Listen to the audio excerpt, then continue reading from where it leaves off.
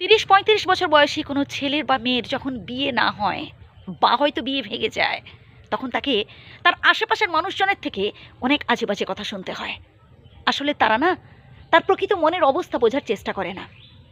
আর যদি বিয়ের পর সে বিয়ে ভেঙেও যায় বা কোনো কারণে তার সংসার না টেকে, তখন তো আরও তাকে কথা শুনতে হয়। যাকে বলে না, ওই বলে যে মরার ওপর খাড়ার ঘা।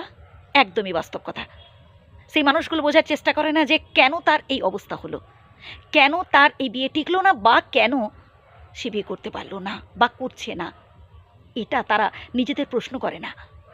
তারা শুধু নিজেরা তদন্ত করতে থাকে যে নিশ্চয়ই মনে হয় এর মধ্যে এমন কিছু গুণ ছিল যাতে সে মনে হয় ওই মানুষটার সাথে ঘর করতে পারলো না।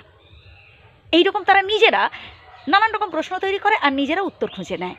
বাস্তব যে সঠিক উত্তর কোনটা সেটা তারা জানার চেষ্টা করে না। মানে বাস্তবে যে আসল ঘটনাটা কি সেটা তারা জানতে চেষ্টা করে না। সবাই চায় সংসার করে সুখী হতে। কে ভুল বলছে কিছু?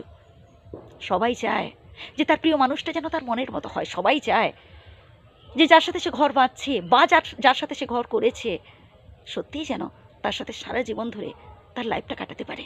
কিন্তু আসলে কি হয়? সবার ক্ষেত্রে হয় না, কিন্তু অনেকের ক্ষেত্রে অনেক দুর্দশা নেমে আসে।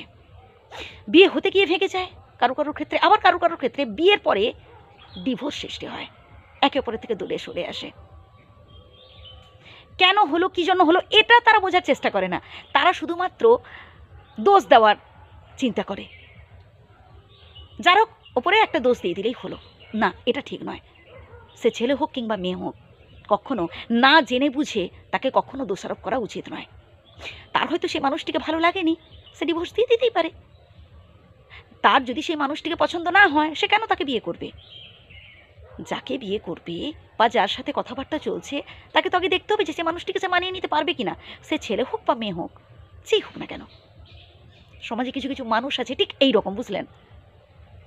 মানে যদি তারা দেখে যে 35-40 বছর হয়ে গেছে, সেই ছেলেটার বিয়ে হয়নি, বা হয়তো কিছুদিন সংসার করার পর সেই ছেলেটির সাথে ডিভোর্স হয়ে গেল সেই মেয়েটির, তখন তারা দোষ দিতে থাকে সেই ছেলেটিকে বা সেই মেয়েটিকে। আশেপাশেও শুনতে হয়, অনেক কটু কথা শুনতে হয়, আজে বাজে কথা শুনতে হয়।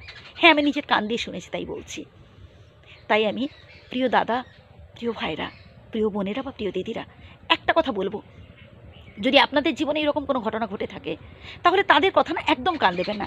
আপনারা যে সিদ্ধান্ত নিয়েছেন, যদি সঠিক সিদ্ধান্ত হয়, যদি সৎপথের হয়ে থাকেন, যদি অনেস্টলি কোনো কাজ করে থাকেন, এগিয়ে যান। আশেপাশের মানুষজন, যারা সমালোচক কিছু মানুষ রয়েছে, তাদের কথা না কানে নেবেন না। এতে মন ভেঙে যায়। আর তাদের উপর রাগ, মান, অভিমান করে কোনো সিদ্ধান্তও নেবেন না। আপনি যেটা সদ উদ্দেশ্য নিয়ে যেটা করছেন, সৎ পথে থেকে যেটা করছেন, করে যান। ভালো থাকবেন।